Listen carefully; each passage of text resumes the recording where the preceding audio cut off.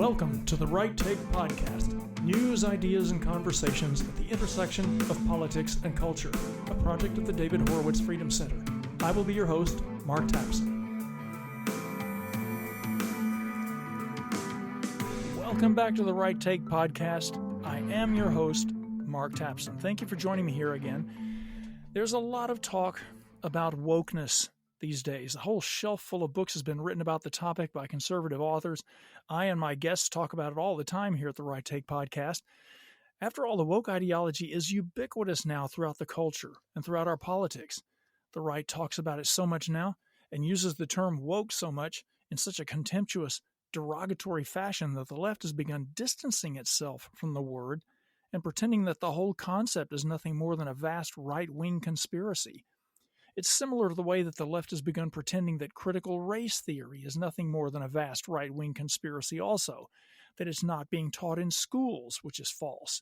The journalist Christopher Rufo, who has a new book out called America's Cultural Revolution, has been so active in terms of bringing the truth about critical race theory into the light of day that the left even accuses him now of practically inventing the boogeyman of critical race theory himself, and revving up a sort of racial hysteria about the threat of CRT, or critical race theory.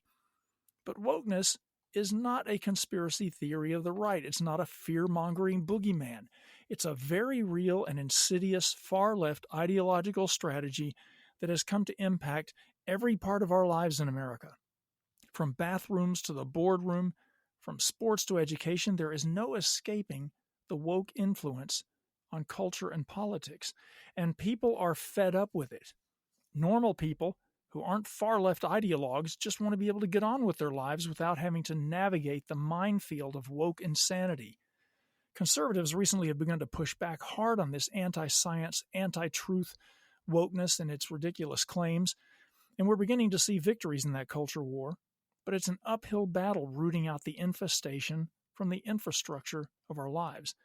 And most conservatives, most quote-unquote ordinary people, are not in a position to be activists or to be on the front lines of the culture war. Some of us are, and everyone should do what they can when they can to push back against this toxic ideology.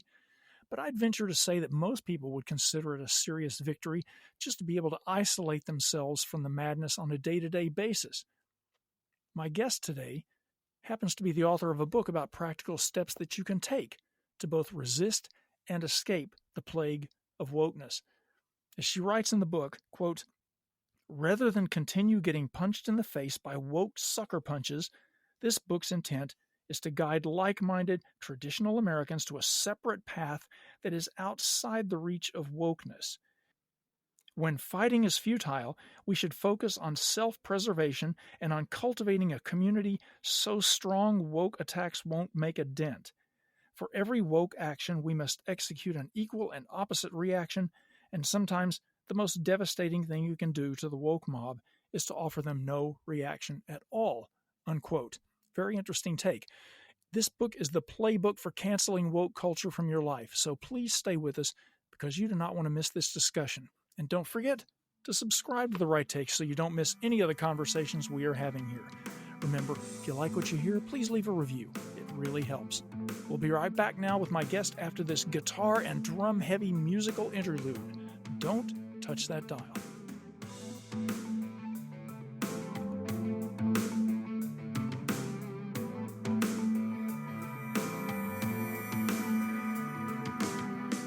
My guest today at the intersection of politics and culture is Teresa Mull, author of the new book, Woke Proof Your Life.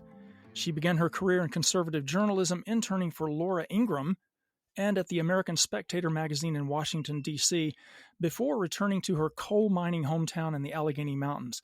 Her writing has appeared in the New York Times, the Baltimore Sun, the Miami Herald, lots of other publications. Teresa is currently an assistant editor at the Spectator World. She's a policy advisor for education at the Heartland Institute and also a part-time editor of the Phillipsburg Journal. Teresa Mull, welcome to the Right Take Podcast. Thank you. It's a pleasure to be here. Pleasure to have you. Teresa, let me begin with a kind of a personal question. I'm curious about your move from D.C. back to your coal mining hometown. How did you end up in D.C. in the first place? And then what compelled you to move home again? That is a good question. Yes, I grew up in the small town in central Pennsylvania, and I went to college at the University of Dallas in Texas. And I moved back home after graduation for a few months, but I was restless. I wanted to see the big city and go do quote unquote important things. And I interned for Laura, and I worked down there for a bit, and it was a really good experience. But I am not a city person by any means. I had my fill of the swamp, so to speak. So I actually moved out to Idaho then for a couple years. I decided I wanted to live and work out somewhere where you didn't have to parallel park. And I moved to a town that has one stoplight, and it doesn't even. Sometimes it's just a blinking yellow. So that was awesome. I went really small, and then I kind of got homesick. My family is here in central Pennsylvania. We have an ancestral old farmhouse that's been in our family for generations, and I missed the small town community, and so I moved back here, and I thought, well, I'll go back home for a bit and then decide where I'm going to go next. And that was like 6 years ago. So I own a house here now, and I'm here to stay. I love the small town living. Yeah. The novelist Thomas Wolfe back in the 1940s wrote a book called You Can't Go Home Again, which is where we get that phrase that suggests that, trying to return to a time and a place that you're nostalgic for is a futile endeavor. But you didn't find that to be true, did you? No, that is false. I actually found that I appreciate my town more now. Of course, it has its problems. We have, drug issues and some poverty things that all small towns in America struggle with. But when I was growing up, I kind of thought living in a small town was beneath me, and that's what attracted me to DC and kind of the lights and the brightness and the hustle and bustle of feeling important in a city. But having experienced that, it kind of, and then coming back, it opened my eyes to all the great things that I didn't appreciate when I was growing up here, the things I took for granted. And so I encourage people to give their hometowns, or at least a small town, a chance. You have to try, you have to make an effort to get to know your neighbors, to become involved in the community. And once you do that, there's a lot of richness to be found. I get that completely. I live in Los Angeles now, and I've lived in California my entire adult life, but I grew up in Little Rock, Arkansas, which is not exactly a small town like you described, but it's not exactly Los Angeles either. So I understand that feeling of gradually sort of coming to the realization of of the value of where you grew up, as opposed to big city living and the excitement of a more cosmopolitan lifestyle. Teresa, let's get to your book. As you well know, the ideological disease of wokeness has infected pretty much every area of our lives today. Ordinary people, whom you refer to with the acronym normals, and I'll ask you about that in a moment. Ordinary people, I don't like to use the word ordinary, but people who just want to get on with their lives and the pursuit of happiness, they have had enough of wokeness, and they want to do something about it. But not everybody's in a position to be an activist of some kind or to put themselves on the front lines of the culture war. But most people do, at the very least, want to find ways to shield themselves from this insanity. It looks like you've written this book for them. Was there a moment, one moment, or a particular epiphany that you had that maybe convinced you that this book was needed by a lot of people? Yeah, there's been a few things, which I'm glad that you asked me about my coming home to my hometown, because I found a lot of happiness here and a lot of peace and a lot of purpose by moving somewhere that I'm surrounded by like-minded people, and wokeness hasn't really touched this part of the country. It's kind of remote, and it's separated from the big cities. So we're really conservative here and just traditional. We care about each other. We take care of our neighbors. We still have these little small town traditions. The whole town comes out, and it's a pretty sweet way to live. But I realized that you can have that even if you live somewhere like LA. Obviously, it's going to be a different different existence, but you can kind of adopt a rural lifestyle or mindset, and kind of do the things that I do in a small town, but do it in your own life, regardless of where you live. And I've discovered that we're kind of immune from wokeness here. And I thought, wokeness is driving so many people crazy. We look at our mental health crisis, and the more wokeness takes over and the more we have sensationalized news and these instances of fake outrage that everybody's, inventing different pronouns and instances of offense and outrage and all these things. It's driving people crazy, almost literally,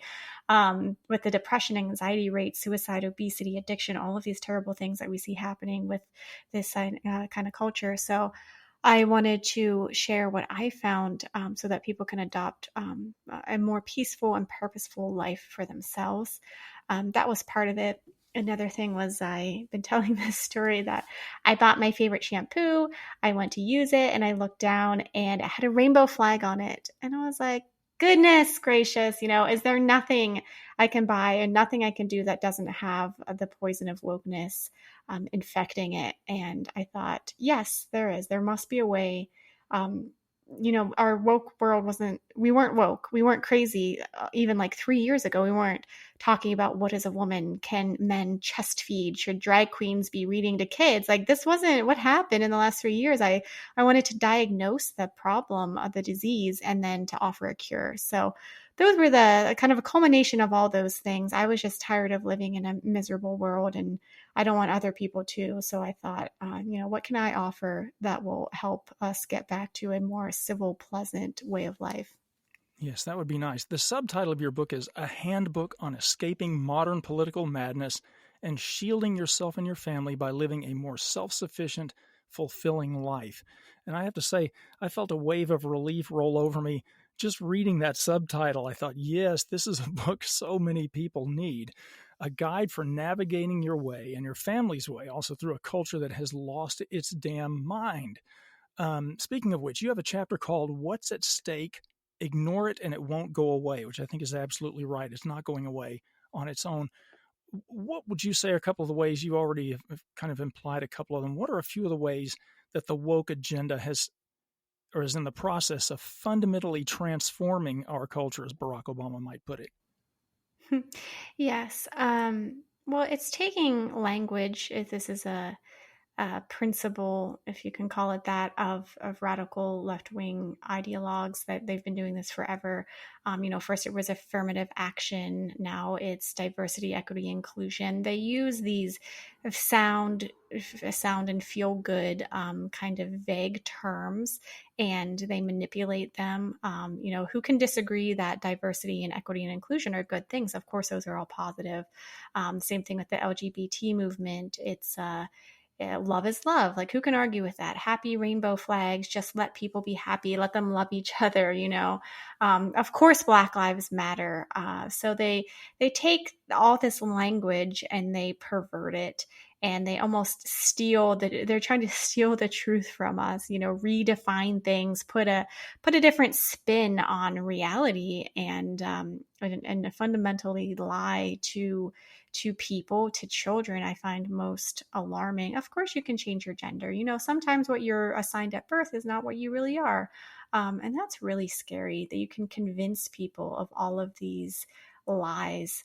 And that's the scariest thing about wokeness, is how they are taking control of the language. And it's really easy to find yourself. I've done this a few times. You catch yourself using language that the woke movement, the woke mob they use it so often, and it's so prevalent that you catch yourself saying some of these terms. And you have to be really wary of that. We have to guard our senses and be really aware of what we're absorbing, what we're allowing our eyes to see and our ears to hear, and what we're really letting our souls absorb, because it is everywhere. And we have to of course push back, and part of that is we're not putting our heads in the sand, but we're building up our own resilience and our own life that is an alternative to that. We're not hiding from it, but we're building up virtue and truth and wisdom and a beautiful life that's not funding these depraved agendas, so that our our life, the non-woke, the normal people are going to be stronger than the woke because they are still the minority, at least for now. Yes. At the beginning of the book, you mentioned that a lot of people you've spoken to have only a vague understanding of what wokeness really is, but they can't quite pin it down in a definition and maybe don't quite understand what the agenda of wokeness is all about. And that's been my experience too when I speak to people or audiences about wokeness. Can you give us the definition that you've come up with for being woke, and talk a little bit about what um, where the woke agenda is taking us in the long run? Sure. Yeah. My definition I provide in the book is that wokeness is a socio political ideology characterized by the manipulation of noble goals for the control and destruction of society. It's basically left wing, radical left wing ideology that's been around for ever, just with some updated terminology. It's political correctness on steroids, if you think about it. It's just it's a form of evil, plain and simple. And the reason that woke is such a vague term is because it's trying to accomplish a lot of different things. I mean, the main thing it's trying to accomplish is control and destruction of society. These people are power hungry. They are getting everything they can out of this life because most of them have no faith in God. They don't believe in eternity. They're just here for the here and now and whatever gain they can get out, whatever earthly gain they can get. Wokeness and all the terms that go with it are purposely vague. They don't want people to be able to define it or recognize it, because once you recognize your enemy and what it is you're battling against, then you're better able to defeat it. So the vaguer it is, the better, the more they can draw people in. They use these smoke screens, as we said, DEI, ESG just kind of rolls off the tongue. You don't really think about what they're doing behind the scenes.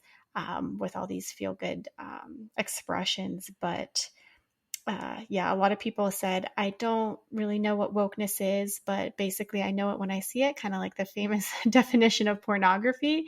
One guy told me, I'm not sure what it is, but I know it's bad. So that's at least a good thing. If people don't have an exact definition because it is so purposely vague, they at least know if something is woke, that it's evil and they should stay away. So so that's good.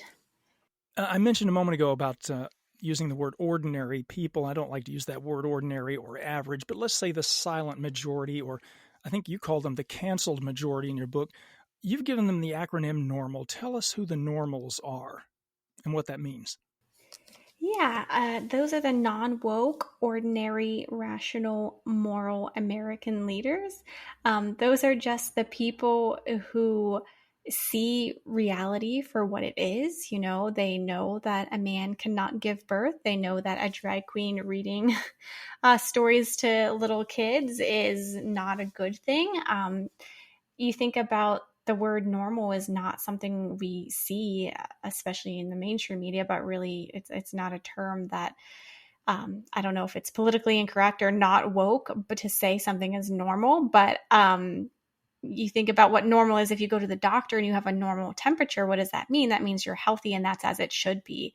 So we need to really keep normal society and normal human interactions and what is good and healthy in our mind at all time, because the more that wokeness rears its ugly head and the more it takes hold, the easier it is to lose sight of what normal is. So I encourage people to buy up all the books they're trying to cancel, to watch the old movies that are now being censored, or the literature that has had sensitivity readers go through it and make it, clean, or whatever expression they use. So yeah, just don't lose your sight of what normal life is and what it has been, because they're trying to erode it, and we can't let them. We can't lose sight of that ourselves. It can be difficult at times because there is so much woke madness, but that's even more reason to surround yourself by virtuous people who are normal, and people who have not lost sight of that and who are unlikely to. And then, of course, to make your home a refuge from wokeness, a place that you can go and be be normal, be calm, be peaceful, be full of all these beautiful things that are anti-woke. And by referring to this category of normals, it's not about buying into the left's strategy of pitting us against each other, right? Or exacerbating the kind of us versus them mentality that our culture seems to have degenerated into. It's just about helping us think of ourselves as part of a community, so that we feel less isolated and targeted by woke culture. Would you agree with that? Precisely, yes. It's about taking a step back away from woke culture and removing the labels, actually living in a world where you don't look at the other person as what is your gender identity, what is your skin color, what sets you apart. It's just, oh, you're an American who loves your country, you want to succeed, you want to live freely and prosper and take care of your family. Well, so do I. We might have political differences, but it used to be rude to talk about politics and religion, and now that's pretty much, it seems, sometimes all we talk about, especially on the mainstream media. And yeah, buying shampoo, it's everywhere you turn. So just getting back to that mentality of seeing a person as a creature made in the image and likeness of God, who is on a journey through life just like you, and could use your friendship and regarding one another with care and concern, and helping each other thrive, rather than looking at each other as what makes you different, what makes me better than you, what can I get from you. It's just this attitude of almost usury, which I do draw a connection to the current woke movement and the sexual revolution, which really kind of started the objectification of people and the way we look at one another. Back then, it became acceptable and fine, and no longer really scandalous if you to have children outside of marriage. Some homosexuality started to become more in vogue, and to this day, you look at what wokeness is, it's really objectification of people, looking at their exterior, or in large part things about people that they can't help, rather than their personality, their merit, their ability to discipline themselves or work hard or to be virtuous people. That's not what the woke people care about. They care about, again, their skin color or their sex or whatever it is. So being normal is about getting back to that attitude of seeing people as human beings worthy of respect and dignity, not just objects that can be used for a political agenda.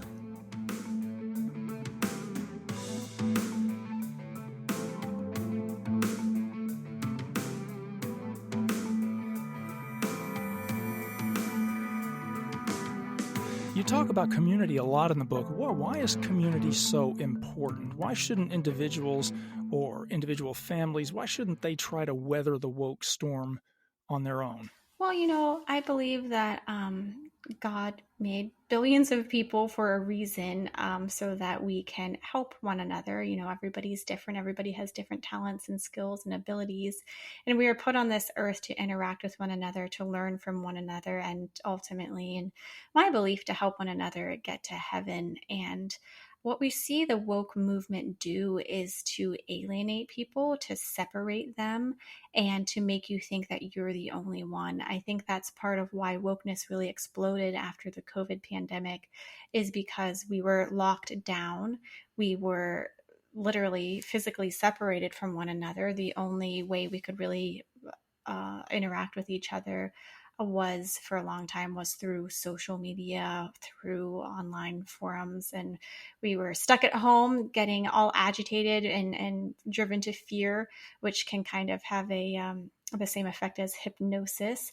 And I don't think we've recovered from that. So that was a perfect storm, a perfect setting by which wokeness could swoop in. People were lonely, they were depressed, they were anxious, and I draw a big correlation between how wokeness takes the place of religion. I don't like to say it is a religion; it's a substitute for religion. And we see the more our country loses its faith in God and the values, Judeo-Christian values that built this country and made it the greatest, as we lose that and we get farther away from it, the more wokeness rises and the more our misery goes up as well. So much of Christianity is community. It's as I said, helping one another live a more virtuous, healthy, happy, holy life. And when wokeness is pitting people against each other, again, objectifying people and trying to look at their differences, for all they say about diversity, equity, and inclusion, what that really does is just say, what's different about this person, and why does that make this person more worthy of a promotion at work or of a reparation or whatever it is than this other person. So it's not equity, it's not inclusion, it's actually the opposite of that. So um, we need each other, and we need to care for one another. We are called to do that. That's our duty, and that is the opposite of what wokeness wants. And we need to be really conscious about rejecting that. We see our misery levels rise as we have stopped volunteering, we stopped having clubs, we stopped all of these great things that brought our communities together and made them strong. um, and we really need to get back to that. That's been going on long before the current woke movement, but it certainly helped wokeness thrive, because I think much of wokeness relies on an artificial online world where people can call each other's names and make up this artificial outrage that doesn't exist out there if you're actually interacting with each other. So And you talk a lot in the book also about literally creating or moving to a community of like-minded people, because as you put it in a chapter title, there's strength in numbers. What are a couple of things people can do to go about fashioning communities like this?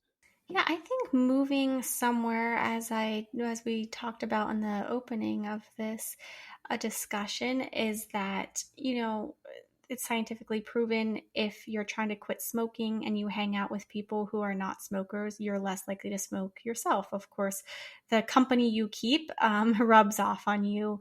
If you're trying to eat healthily and you hang out with your super healthy friend, then you're probably going to be healthier that way. And the same thing goes for your virtue. If you're hanging out with people who pray, who spend time outdoor, who are not um, promoting woke division, you're going to have that same sort of lifestyle, and you're going to find great fulfillment from that. So I do have a list in the book of the most conservative states, the most conservative cities. I understand it's not practical for everybody to pack up and move. People have family obligations, they have jobs. I think there's some, of course, downsides to remote work, but it has opened up a lot of opportunities for people that they're taking advantage of, saying, I'm sick and tired of San Francisco and its crazy woke mandates and how it's destroying my city. I want to live somewhere that I'm surrounded by a community of people who are fostering the type of life I want for myself and for my family. So I have a few examples of people in the book who have done just that. And then if you are unable to do that, I want this book to be a resource for people in all sorts of different situations. If you're unable to pack up and move, how to find people. I would suggest joining a church community if you haven't already. If you're not a part of one, that's a wonderful place to start, finding like-minded people with whom you can be friends and you can share meals together. You can learn from each other. Your soul really needs that.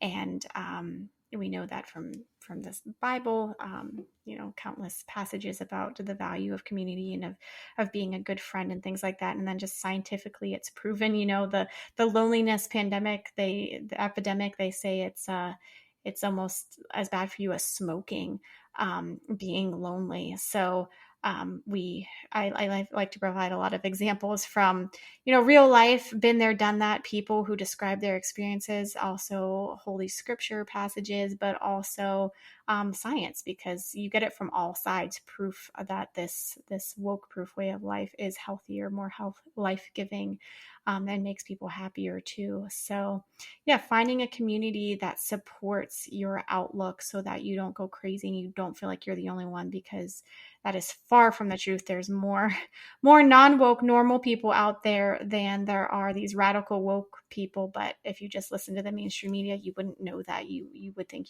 you were alone. You have lots of suggestions also about ways that people can change their lives for the better by becoming more self-sufficient. I think it's shocking when you think about it, the extent to which people in the modern world, myself included, maybe myself especially, have disconnected themselves from the kind of self-sufficiency that used to be the norm. What can people do to get back to being more self-sufficient? Yeah, that's easy to do. And I am shocked by the number of things that I'm unable to do that, our grandparents' generation wouldn't think twice about doing for themselves. You know, things like gardening. I have been learning how to garden and getting better at that. But, that used to be, as you said, the norm. And that's again something that we see in Holy Scripture and literature and also in scientific studies. It's kind of sad to we have to like go to Harvard to get them to tell us like actually going in the garden's really good for you, since our ancestors knew that for all time. But it's true. Um, the thing about being self sufficient, other than all the wonderful advantages it gives to your physical and mental health, doing things with your hands is really good for your brain. I spoke about a garden. I think if everybody in America had a garden, 99% of our problems would go away because people would be out in nature, enjoying the outdoors, getting fresh air, exercise, sunshine, all of these life-giving things, and they wouldn't be absorbing woke nonsense on their phones and their TVs. But in addition to all of that, it's also a great way to escape the monetary coercion that these woke corporate companies are always trying to force upon us. You can look at this list of woke companies and just throw up your hands and think, well, I have to go off grid now. I'm going to have to homestead because there's nothing I can buy in America that is not touched by these woke tentacles.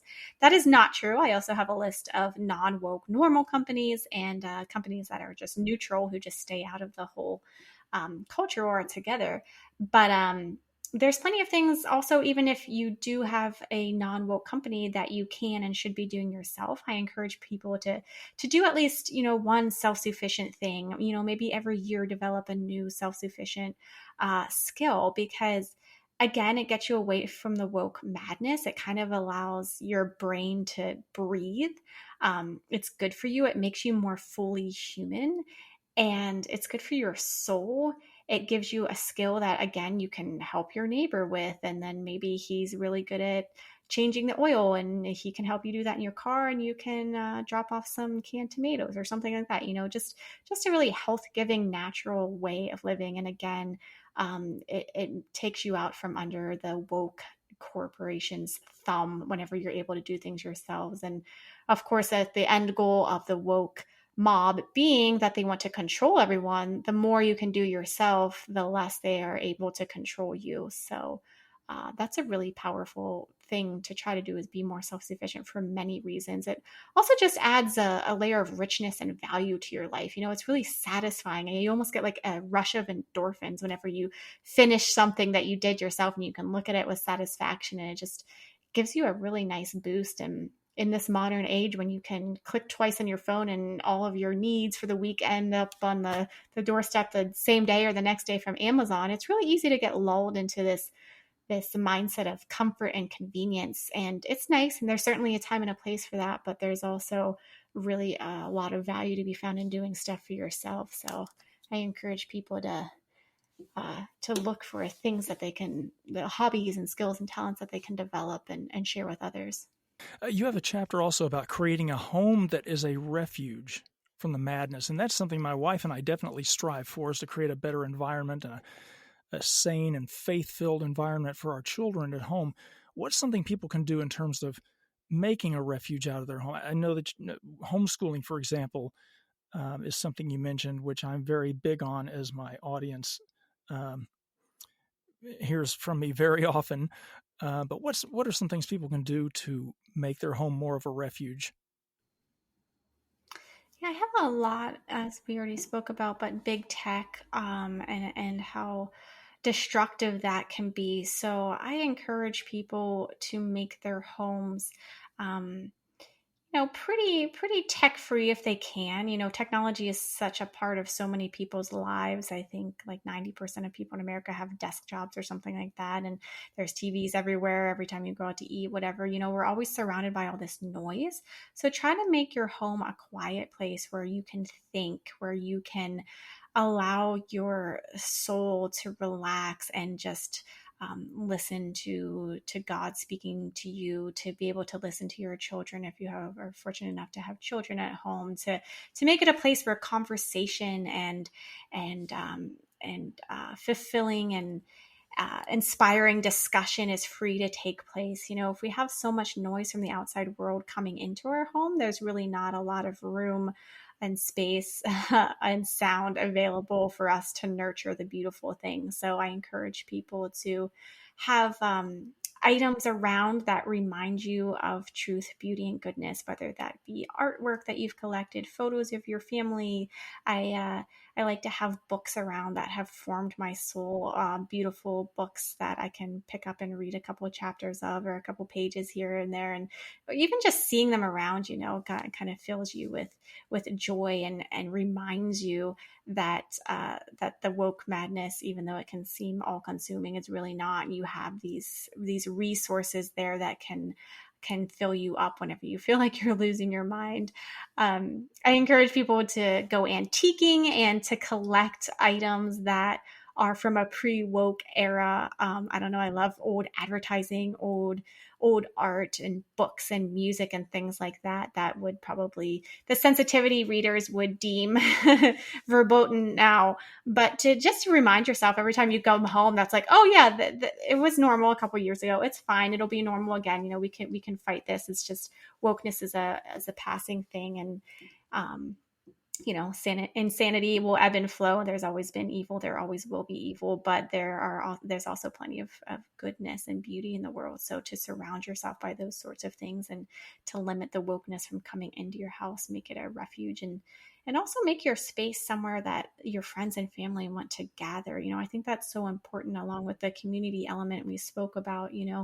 Host weekly family dinners if you can. Invite your friends over for a coffee now and then. Just make it a relaxed place where you can talk about things that have nothing to do with wokeness. Just enjoy the beautiful things that God has given us, because I think it's really easy to get distracted. Even if you're not succumbing to wokeness, but you're fighting it actively, it can steal your peace. And that's a way that the woke movement can also kind of defeat us, at least in little ways, is by stealing our peace. And we can't let that happen, because there's way too much beauty in the world that needs to be enjoyed.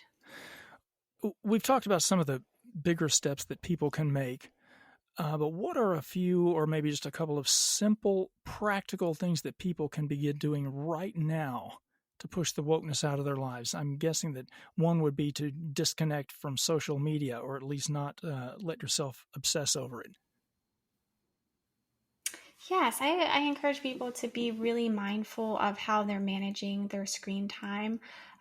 We've all been there. I've done it too. I've been trying to get better at this, but I ask people to consider whether their technology is a resource. Are you using it to connect with like-minded community members, to read scripture passages, to become more informed, to connect with people you love and care about? Or is it a recourse? Are you whipping it out because you have 5 minutes to spend standing in line at the post office, and rather than chat with the person next to you, strike up a conversation and have a pleasant conversation with that person, or to admire the beautiful woodwork on the old post office building, something like that. You're just mindlessly absorbing TikTok or the CNN headlines or something, that's not edifying towards your brain and to your soul. So we need to really be aware of how much we're using our screens and for what, and whether it's good for us. I have a section in there. There's a really nice little book called Digital Minimalism, and it helps people who are struggling with that, because I know a lot of people use their phones more than they'd like, but they don't really know practical ways to stop. So this author advises people do a digital declutter, and he has a guideline for that I go through in the book, which is a really great thing. So yeah, in addition to that, I encourage people also just to get out in nature. I love to take times where I just leave my phone at home. Sometimes when I go to the gym, sometimes I'll just leave it at home, because I feel kind of a weight off my shoulders. I almost, my phone died yesterday, the battery died, and I was relieved. I was like, oh, thank goodness, but this is something we can do ourselves. I make the analogy to tennis. If you know what an unforced error is in tennis, it's where your opponent doesn't do anything to make you mess up. You just mess up on your own. And I talk about unforced stress in the book. We are inviting all these stresses into our lives, and we don't have to. Of course, we don't want to be completely ignorant of what's going on in the world, but I ask people, to choose maybe one podcast to listen to a day or 1 hour of news. Just that's all you really need. If something crazy happened in the world, you're going to know about it. Like I think I know people like this who are like, oh, well, I have to be informed. I have to know what's going on. I'm like, you do, but not for like 12 hours a day, maybe like 1 hour, half an hour here and there.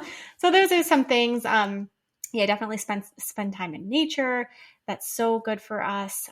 It's just really simple things. It's nothing really radical or revolutionary. It's just getting back to these activities that have sustained us for so long, and that we, as our world progresses and gets more and more online and more immediate, we're really losing sight of. I think it starts with technology, and then once you put your phone down and you realize you have all this free time, um, I think the busyness excuse that so many people make, like, oh, I can't, I'm just so busy. Like, how are you busier now when you can get all your stuff from Amazon on one click than we were like 20 years ago, whenever you had to drive to the store and do all these things? It's funny to me. It seems like our world's moving faster and everybody has less free time, which doesn't really make sense. I think people do have free time. They're just using it poorly. So, yeah. So once you have all that free time, you can do a lot more things, which are those hobbies, those activities outside, those volunteer opportunities, those self-sufficient skills that you can develop, educating yourself. If you didn't have the best education, maybe you just went to an okay public school, as so many people in America did. Maybe you can re-educate yourself now, read some great literature. This is actually a case where technology is a positive thing. There's plenty of courses online, and I have links to them in the book, where it's classical education for adults. I'm always jealous of people who have kids like yourself who get to homeschool them, because you get to like learn all that stuff with them. I'm like, dang, I want to learn all that stuff again, but you can. There's lots of resources for that. So yeah, put down the phone and explore all of the wonderful things that the world has to offer you, and you'll become an interested person, and you'll become an interesting person.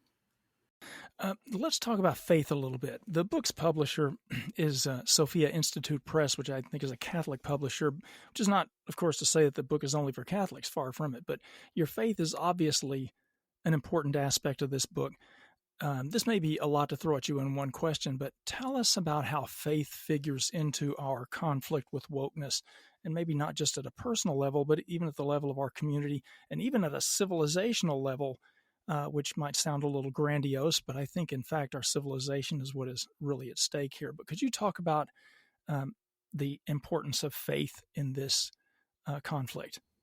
Certainly, yeah. The first step, I guess, I give in combating wokeness is seek ye first, as it says in the Bible, seek ye first the kingdom of God. I think the reason, as I alluded to earlier, the reason wokeness is rising so rapidly is, or appears to be, is because people have lost their faith. There's a poll that Gallup does every year, the uh, faith and values poll, I think it's called, and it essentially asks Americans if they believe in God. And I think it was like 99% in the 1950s, and for many years until relatively recently, now it's at 81%. And the number of people who identify as Christian was 90% in the 50s, and now it's like 67%. And I don't think that's just coincidental and unrelated. I think it's very much tied together, because when you take God out of the picture and you take these values that have formed our country, and people don't have a sense of what they're doing on earth, what are they here for, what their morals should be, what is right and wrong, if anything goes, and it's a very nihilistic world that we're living in.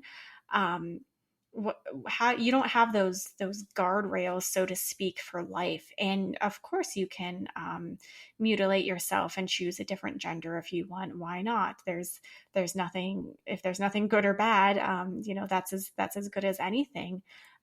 If you don't know, if you don't believe in heaven and hell, if you don't believe that there is a God and Christ who set down rules in morality for a reason, because he loves us and he wants us to be the best version of ourselves that we can be, so that we can be united with him at the end of our life. How are you supposed to know how you're going to behave? You won't. And then you flounder and you grasp at anything. You take God out of the picture and people have emptiness. They're purposeless. They're rudderless. And then wokeness swoops in and says, "Oh, you're empty. You don't have a sense of purpose. You don't have a telos. Let us provide you with one. Why don't you look inside and into yourself? And why don't you make yourself the center of your universe rather than Christianity?" And that's very easy to do. We're all intrinsically selfish creatures, and the whole point of Christianity, I would say, is to become as unselfish as possible. So yeah, certainly you take God out of the picture, people become extremely selfish. They're grasping for attention. They want to boost their own egos. They're identifying as all sorts of crazy different things to outdo one another, to get more attention, to get more job promotions, to get more followers, whatever, likes on TikTok, things like that. You look at Dylan Mulvaney, I think, is a perfect example of that. I feel sorry for that person. I doubt that Dylan Mulvaney grew up in a strong Christian household where he was taught about how much God loves him and that God wants him to behave in a certain way and why that would be good for him. So if you don't have that and all you have is other people's approval and your own ego to boost, you're going to constantly be chasing after that unattainable happiness, quote unquote, because you can't be happy doing that. So I urge people to seek God. And I think at this point, maybe we will see a dramatic return to God and to church, because people are so miserable, and maybe they'll try something that they haven't tried yet. They get desperate enough, which it almost sounds silly, but I don't know. I think we'll get to that point because we're getting to that crisis level, and people have nothing to lose, and again, science shows, and people who are believers and who are part of a faith community know that it's proven that people who have faith are happier, healthier, and more optimistic. So that's another reason I encourage people who are normal and who are fortunate enough to have faith and to belong to a church community to lead by example, and not to dismiss people who are maybe quote unquote woke outright, but to look at them and think, maybe they've never encountered God. Maybe they don't have any sense of purpose in life, and maybe I can help them find that. So we need to be compassionate whenever we're combating wokeness. Also, there's some people who are just pure evil and use wokeness for their own earthly gain, and they've accepted the devil's temptation, and they're like, "Yep, I'm going to get my reward now. I'm rejecting God." But some people are just truly lost, and they're searching for something, and they're searching for meaning, and they need love, and they need guidance. Absolutely, and well said. I know that you're focused right now on promoting this book, but do you have any thoughts about another book in the works? I do not have any thoughts on any other books in the works now. Do you have any? I loved writing this book, and I really enjoyed it, and I really enjoyed talking about it. Obviously, I could talk about it forever. It's just such a big topic, and it was there's a lot of different aspects that go into it. I would like to do something similar to this maybe in the future. A lot of the book, I interview tons of people who, as I say, are smarter and more virtuous, and just all around really inspiring people. And the more that I get to do that and tell other people's stories and show how you can lead a similar life and share that with others, that just makes me really happy. So yeah, something along this lines of maybe woke proof success stories will be part 2. Teresa, what's the best place for people to go to keep up with what you're writing and what you're doing? Well, I write often for the Spectator.com. That is my full-time employer. That's where I'm an assistant editor, so that's a good place to find me. I also freelance a little bit from time to time, and I collect my writings at a little kind of blog portfolio called the AmericanFrontPorch.com. And I don't really do social media for obvious reasons. Yes, nor do I. I mean, I certainly see the positives and how it can be used for good, but I don't know. I'm more of a real life person. So, People, I cannot recommend enough that you pick up a copy of Woke Proof Your Life by Teresa Mull. It is an indispensable tool for surviving the woke madness. Teresa, thanks so much for coming on today at the Right Take Podcast. I'm looking forward to what you do next. Well, thank you so much, Mark. Listeners, thanks for joining us. Just another reminder to subscribe to The Right Take so you don't miss any of the important conversations we're having here. And if you like what you hear, please leave a review. It really does help. Thank you, and see you next time.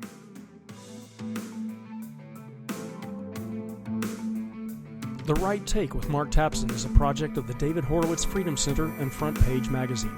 Unauthorized reproduction of this podcast without express written consent is prohibited.